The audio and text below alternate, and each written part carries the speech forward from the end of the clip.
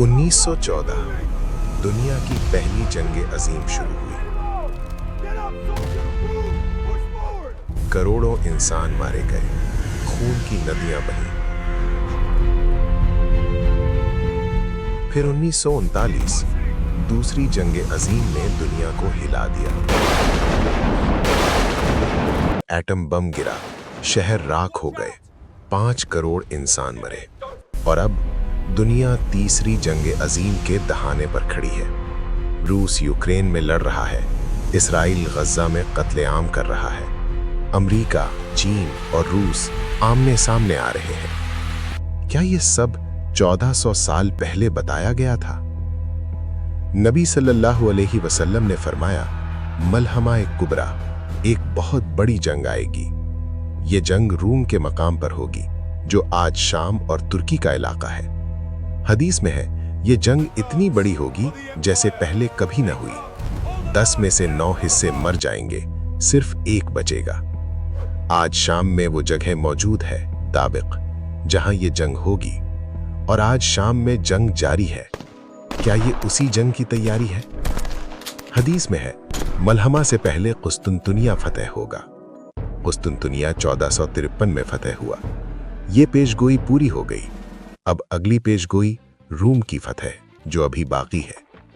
नबी सल्लल्लाहु अलैहि वसल्लम ने फरमाया, रूम भी फतह होगा और इसके बाद मलहमा होगा। आज की जंगें क्या उसी मलहमा कुबरा का रास्ता हमवार कर रही हैं? एटमी हथियार क्या तीसरी जंग में इस्तेमाल होंगे? हदीस में जंग का जिक्र तलवार हो और नेज़ों से है। क्या ये अलामती है? उलमा कहते हैं, हो सकता है एटमी तबाही के बाद लोग तलवारों पर आ जाएं। पाकिस्तान, तुर्की, ईरान, ये मुस्लिम ममालिक किस तरफ होंगे?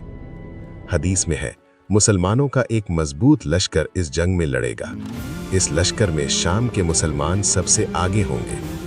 आज शाम तबाह है, लेकिन यही शाम कल सबसे आगे होगा। इस जंग में मुसलमान जीतेंगे, ये अल्लाह का वादा है। लेकिन इस जंग के बाद दज्जाल निकलेगा। तो क्या तीसरी जंग अजीम वही मलहमा है? उलमा में इख्तलाफ है, लेकिन निशानियां मिलती जुलती हैं। पहली निशानी जो मिलती है, रूस का बड़ी जंग में हिस्सा। आज रूस यूक्रेन में जंग लड़ रहा है, यूरोप हिल गया है। दूसरी निशानी मशरिक वुस्ता की जंग, जो रुकने का नाम नहीं लेती। तीसरी निशानी चीन का उभरना और अमेरिका से टकराव। चौथी निशानी मुसलमानों पर जुल्म और उनकी बेदारी। नबी सल्लल्लाहु अलैहि वसल्लम ने फरमाया, इस जंग में ईमान वालों की फतह यकीनी है, लेकिन ये फतह उसे मिलेगी जो तैयार होगा ईमान के साथ। आज हम क्या कर रहे हैं? क्या हम तैयार हैं? नबी सल्लल्लाहु अलैहि वसल्लम ने फरमाया, अपने ईमान को मजबूत करो, यही तुम्हारी असल ताकत है। नमाज, रोज़ा, कुरान, ये तुम्हारे असले हैं इस दौर में। गज़ा के मुसलमान आज यही साबित कर रहे हैं। वो तबाही में भी नमाज पढ़ रहे हैं। यही असल ताकत है। मुसलमानों, तारीख बताती है, बातिल कभी नहीं जीता। फिरौन गया, हिटलर गया, हर जालिम मिटा। आज के जालिम भी मिटेंगे, अल्लाह का वादा है। तो क्या करें हम? सब्र, दुआ और तैयारी। गज़ा के लिए दुआ करो, शाम के लिए दुआ करो, पूरी उम्मत के लिए। अल्लाह ने फरमाया, हक आया और बातिल मिट गया। बातिल तो मिटने वाला ही है। अल्लाहु अकबर।